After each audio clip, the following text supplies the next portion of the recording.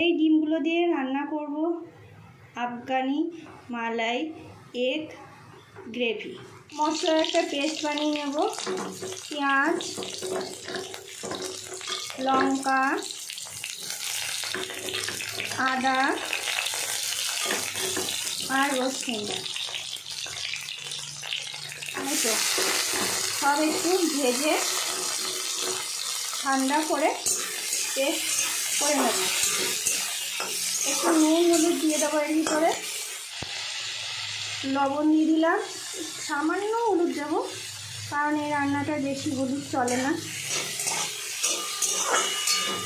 ভাজা হয়ে গেছে, এবার এটা ঠান্ডা করে পেস্ট করে নেব। ভাজা হয়ে গেছে, এবার কাজু বাদাম যাতে পুড়ে না যায় তাই পরে দিয়ে নাড়াচাড়া দিয়ে নামিয়ে নেব কাজু বাদাম আর কিশমিশ।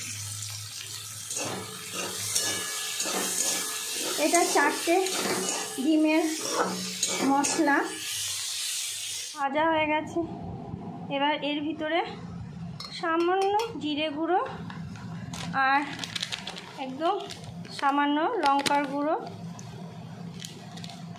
আর যেটা আমার গোটা জয়ত্রী আর জায়ফল ছিল না, কারণ আমি আগেই মশলার জন্য গুঁড়িয়ে রেখেছিলাম, সেই জয়ত্রী আর জায়ফলের হাফ চামচেরও কম গুঁড়ো দিয়ে এবার এটা মিক্সিতে ভালো করে পেস্ট করে নেব।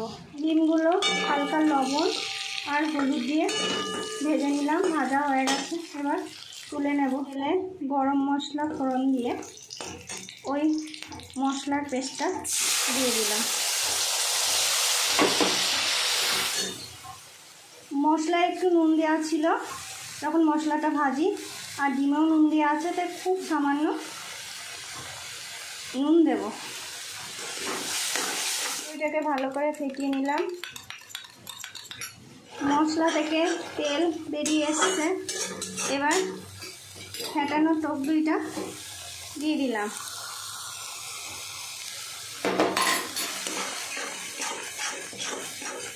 কি সুন্দর কালার এসছে আর এদিকে দারুণ গন্ধ বেরিয়েছে। এবার ওই দইয়ের বাটি দিয়ে জলটা দিয়ে দেবো। ঝোলটা ফুটে এসছে, এবার এক এক করে ডিমগুলো দিয়ে দেবো। হয়ে এসছে, এবার একটু হাতে ঘষে কসুরি মেথি পাতা ছড়িয়ে দিলাম। এবার নামিয়ে নেব।